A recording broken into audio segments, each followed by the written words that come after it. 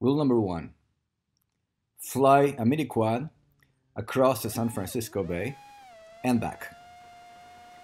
Rule number two, carry an HD camera. Rule number three, keep the whole thing under 250 grams, including battery. Now, that's a tall order. I built a super light 3-inch mini quad, and I had three challenges. Number one, control. I had to be able to keep control 1.6 miles away. That wasn't too hard with the TBS Crossfire. All I had to do was figure out a good way to mount the receiver and the antenna on the frame. The second challenge was video, and for this I used a Unify Pro VTX at 800 milliwatts with an AXI antenna, and on the ground a Clearview with two TrueRC X2 air antennas. I had to carefully point them along the path, and that worked out pretty well. I had great video all the way.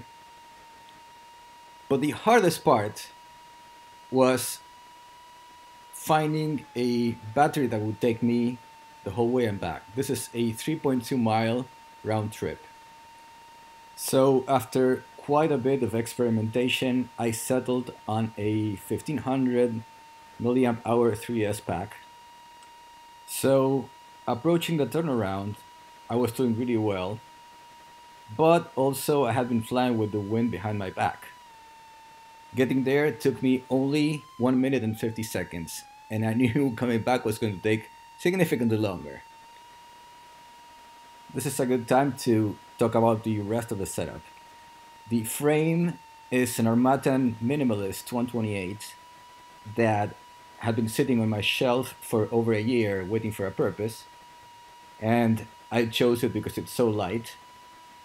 The motors are Emax 1106 4500 kV, which goes great with 3S. The flight controller is an Asgard F3. The props are DYS 3045s.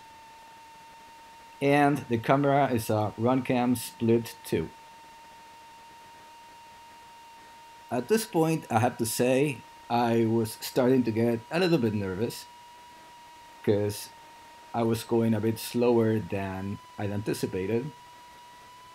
I was upping the throttle a bit more than I wanted to fight the wind and obviously consuming more amps. And at the same time, I was trying to enjoy the ride. This is a beautiful spot and not one where I can fly every day. Alright, so let's skip to the end. The flight back took about 2 minutes and 50 seconds, which is a minute longer than getting there. And I had some juice to spare, not a lot. I consumed 1050 milliamp hour and landed at 11.4 volts for the whole pack. So that was awesome. I hope this was interesting and useful to watch. Thanks for watching, and I'll see you next time.